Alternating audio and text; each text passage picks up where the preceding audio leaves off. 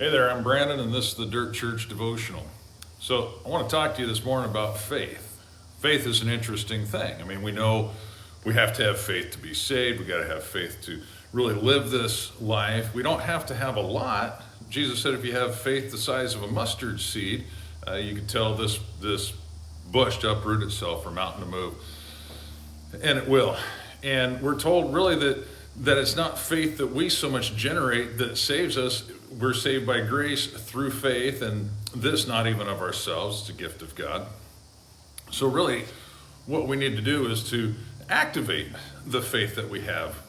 Regardless of how small it is or how big it is, we need to activate it.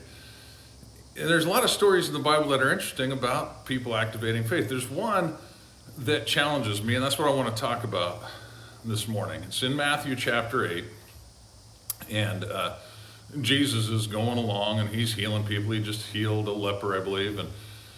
And this centurion approached him and asked him to heal his servant. He said, I've got a servant at home that's dying. I'd really like him healed. And so Jesus responds by saying, all right, I'll come to your house and heal him. And the centurion stops him and says, no, don't come to my house. I don't deserve to have you under my roof. Look, I'm a man under authority, and I know you're a man under authority, and I tell this person to come, and he comes, and I tell this one to go, and he goes. Just say the word, and my servant will be fine. And Jesus was amazed. I mean, that's really the point of the story. Jesus was amazed, and he turns to everybody else, and he says, man, I haven't seen faith like this in all of Israel. And he turns back to the centurion, and he tells him, go, your servant is well. And that's a great story because it emphasizes the faith that centurion had, and Jesus pointed that out. But there's a sad side to that story that I think a lot of times we miss. And it's a story that I see played over and over and over again in the church and in the Christian community. And it's this. The centurion had enough faith for his servant to be healed without Jesus even coming to his house. But look at what he missed out on. Oh, his servant was healed. That's a great thing.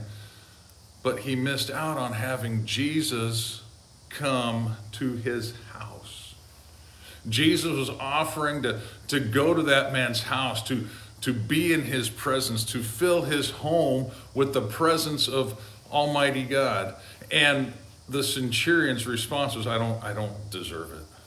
I'm not good enough for that. You see, I see it often. People they'll pray for somebody else and say, you know what, this person deserves to be healed, or this person needs to be healed, or this person needs this blessing, or this person needs this, this job or whatever it is. But when you talk to them about themselves, well, I don't deserve it. I don't deserve to be blessed by the Lord. I don't deserve to have good things happen to me. Let me tell you, you're right about that. I mean, you don't deserve it. I don't deserve it. None of us deserves it. None of us are good enough to deserve it. That's what grace is for. And understand this, just like Jesus offered to go to that centurion's home to bless him as well as heal the servant, he wants to bless you as much as he wants to heal your friend or bless your friend or deliver your neighbor or your family member. Jesus wants to bless you, and he wants to come to your house. Will you at least exercise enough faith to let him come in and bless you while you're asking for healing or blessing or deliverance for somebody that you love? Would you activate just enough faith to say, okay, Lord, bless me too? Why not? Hey, that's all I got for this morning. Why don't you chew on that? We'll talk to you next time. Lord bless you.